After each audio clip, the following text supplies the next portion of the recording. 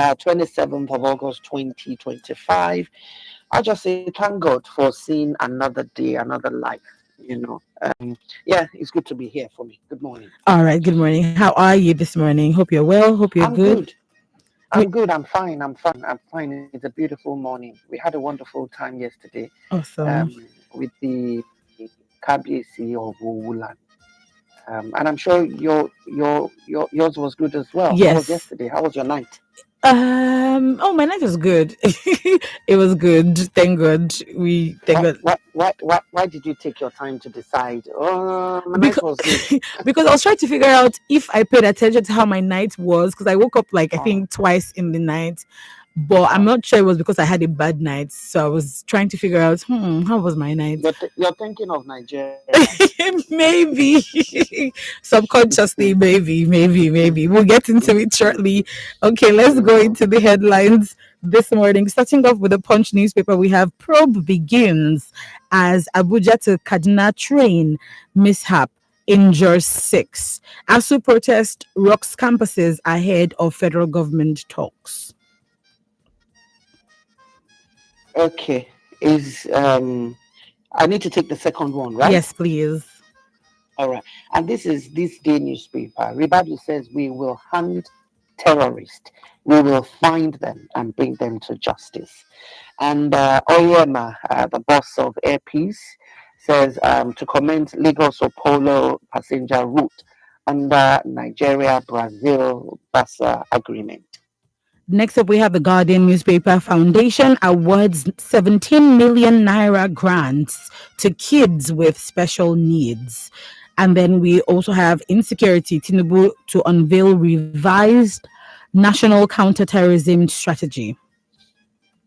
In the Daily Trust today, the headline reads Abuja Kaduna train derails again, 14 injured. And 6.5 billion naira scandal, address corruption allegation, lawyer CSOs tell Kano government. Next up, we have Vanguard. In the Vanguard newspaper, we have presidency. Northern blocks oppose PDP zoning ticket to South. Then we also have Benue Assembly suspends ex-speaker over Governor Alia's impeachment move. The Tribune newspaper, Tinubu, the president, boasts no more corruption since I took over as president. And we also have Elebuibon, who wades into the Oni Alafi feud. He speaks on who's supreme. We're moving over to the Premium Times where we have hazardous agrochemicals are endangering lives, environment in Nigerian communities. Japan denies Tinubu government's claim on migration, special visa opportunities for Nigerians. The Nation newspaper speaks up again on Kaduna train derailment in Abuja, and Tinubu promises support. NSA reunites 128 rescued victims with families. In the cable newspaper, we have Oshun Monarch jailed 56 months in US for $4.2 million COVID-19 relief fraud. Ojulari says Nigeria nears full crude production due to improved security against oil theft. And in the pen pushing, stakeholders encourage men to play responsible role in upbringing of children and wives. And Ogun 2027 race towards OK Mosso. Yeah. Right, those are the And head. that's it. Yeah. the, Go on. those are the headlines today in the newspapers. You want to go ahead to get a copy or read online so that you can, fully digest what's been going on in Nigeria so far. We're going to go into the hot topics this morning, but our analyst, in and house analyst, is here.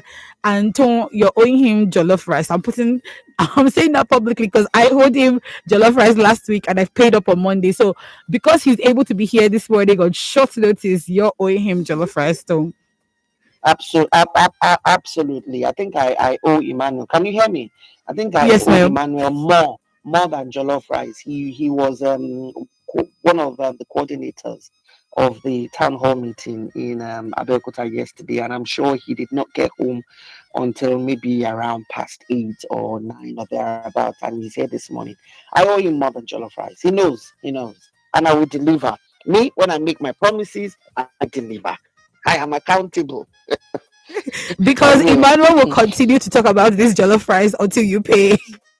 I will. I will. I will. No, no, for Tone, I won't talk about it because Tone promises and deliver. But for you, I wasn't sure whether you're going to deliver because you behave like a typical Nigerian politician, and then Wow. I had to tell my constituents to raise their voice for you to deliver. I'm sure paid by jollof rice. Yeah, you've paid. Well, good. Okay. Definitely. How are you though? I'm good this morning. How you doing? Even though your eyes are a little bit red, so sorry to drag you out of bed this morning. Oh, well, basically, when it comes to representing being Work. he for she, we just have to do the job because Come we have on. to be a voice for the women and also You deserve that is what we have to do. Yes, and then we're just going to go straight into the first headline for this morning, which is stakeholders. I think I would allow Tone to even talk about how it went yesterday, and then we can ask you questions because we have eyewitness accounts basically. So Tone, over to you. So the headline first of all said stakeholders has to uphold proper upbringing, take on a role in supporting women, children, families. So the Olowu um, Oba Matemilola hosted Nigeria's fourth men-only town hall meeting yesterday, and the objective was to protect women and girls at Old Town Hall. I mean, I understand that there were fantastic, speakers from the traditional rulers, religious leaders, security chiefs, custodians of our culture, who, they spoke about the role men need to take to protect women and girls, to strengthen family and community bonds. Um, so, Emmanuel, you were there. I know you're also the analyst, and you were there. It'd be good to hear what exactly, how did it go? How is this different from the other town hall meetings? And what should we be looking forward to? Well, thank you very much. I believe that the Owutan meeting was one that would leave memories in the hearts of the indigenous of Owu Kingdom, basically because the men were met with the facts. And sometimes you don't know the fact. That's why we act in ignorance.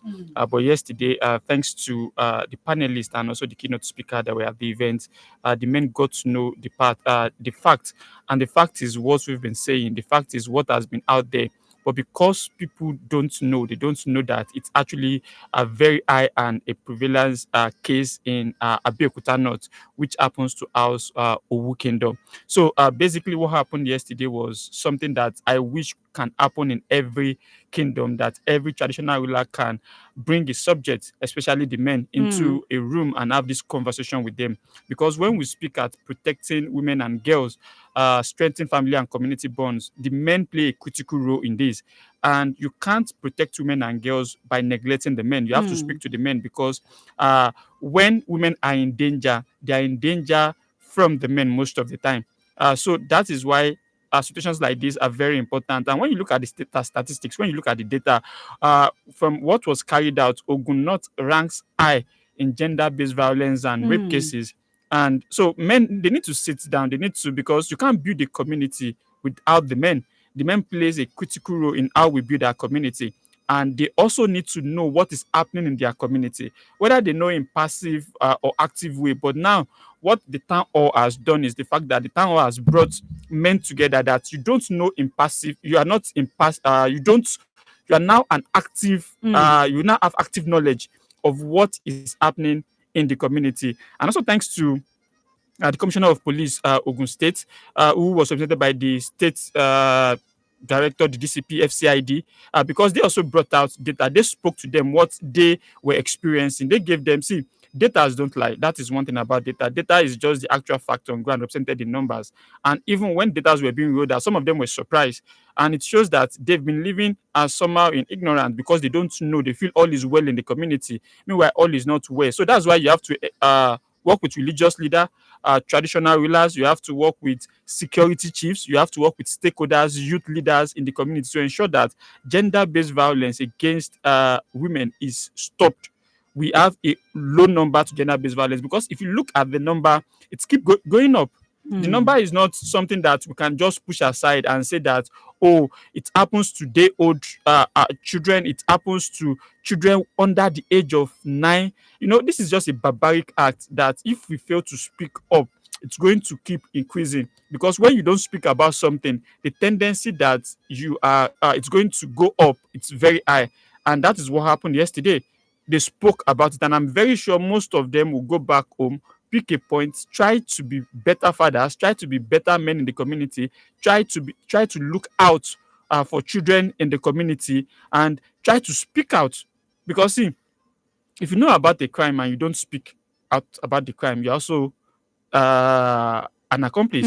I think they call it libel or something. You're also an accomplice to The the aiding and yeah, abetting. you're also an accomplice to the crime. So we need better education for our men, because a good society cannot be women alone. A good society starts with the man, because the way the society has positioned the man as the head of the family, the man plays a critical role in the life of the girl child. See, when a girl says, I will tell my daddy, girls that says, I will tell my daddy, I will tell my daddy, people would fear to actually abuse or do something to those kind of girls, because they know that everything they go back home to tell the daddy. So we're saying that at this moment we need to stop having absent fathers in the life of children, especially the girl child. We need to stop having absent father. Most fathers nowadays, based on what we have, they are absent.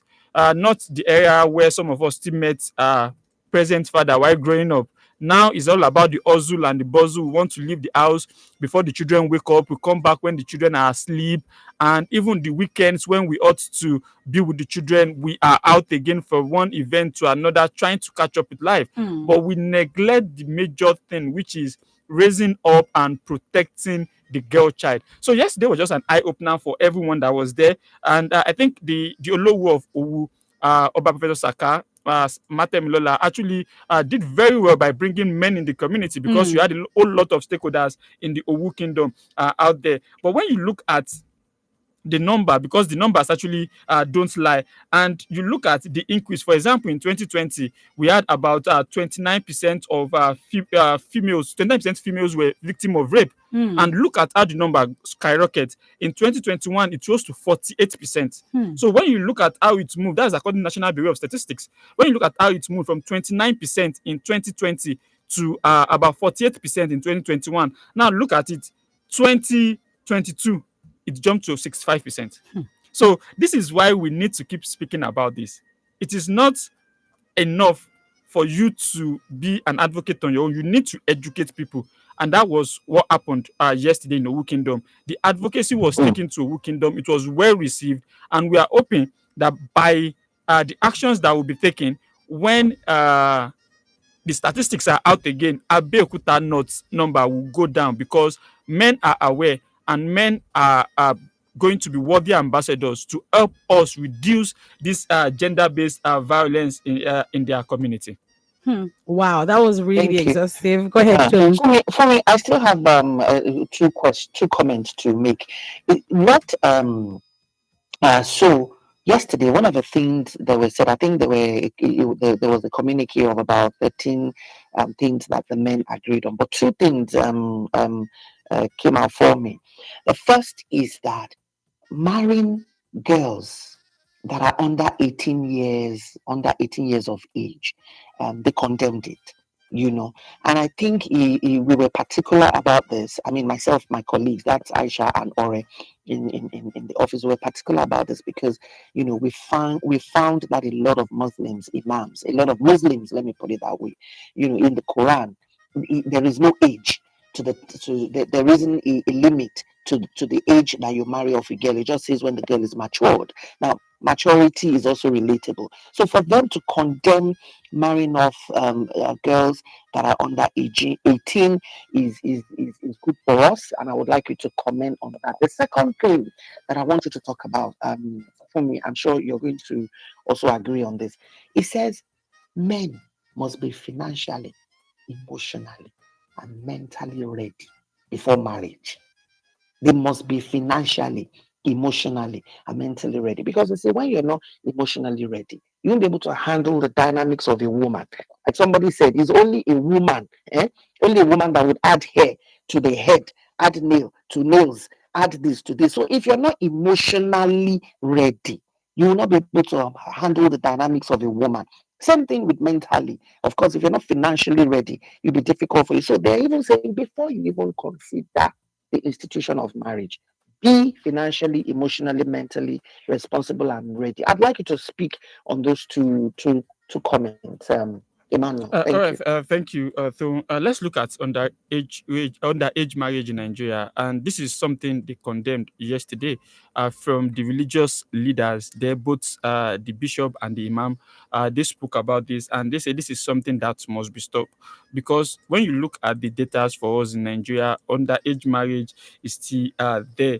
And I have a data from UNICEF that says that approximately 44% of Nigerian girls marry before the age of 18. And what is the definition of a child?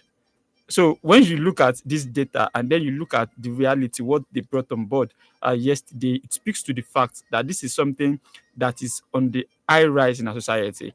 And for the imam and the bishop to condemn it, because if you are marrying an underage girl, you cannot take her to the court. It's going to be like a religious leader that would bless that union. And sometimes I ask, where are the conscience of this religious leader?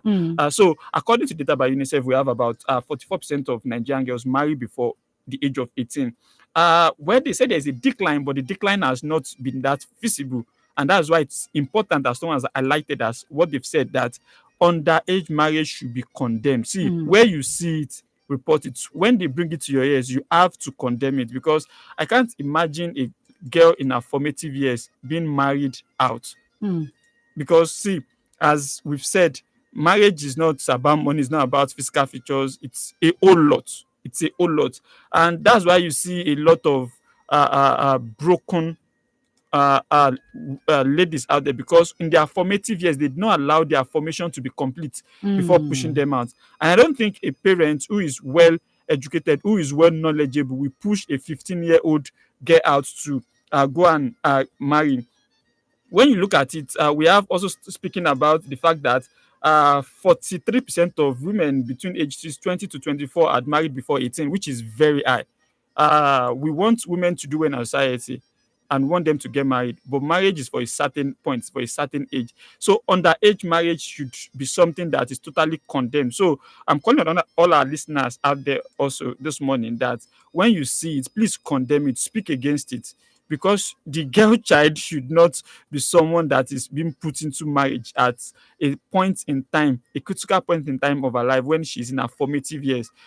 This should be condemned. And I want to thank them. Even the DCP, State CID, Elewere also spoke against it yesterday. And when you look at the region, in a particular region in Nigeria, 78% of girls marry before the age of 18 and 45% marry before the age of 15. That is in a particular region. And I don't want to go to the region this morning, but I'm just putting out data there to support what we're saying. That because some people will be like, oh, I live in maybe Magodo Phase 2, I live in Banana Island, I'm not seeing underage marriage. Underage marriage is happening. It's happening. True. And this is why this kind of town hall meeting is very important, because for every community there is a custodian of the culture there, and the custodian of the culture has access to both the traditional religious leader and can call them into account, and these are the people we need to be engaging from time to time. So basically, underage marriage is something they condemn, and something that I've spoken to with data this morning, that is, it is on the high rise. So maybe because you are living in the urban center and you feel like, oh, it's not happening, or where you are living, you close your estate gates, you don't know something like that is happening. Well, it is happening. and it is on eyesight. So that needs to be stopped. And for the fact that men must be prepared both financially and emotionally before getting married. Most times we pay attention to the financial aspect, but most men get married without being emotionally prepared. They are still like babies, even in their 30s. So that is the problem. That's why we're saying that it's not you having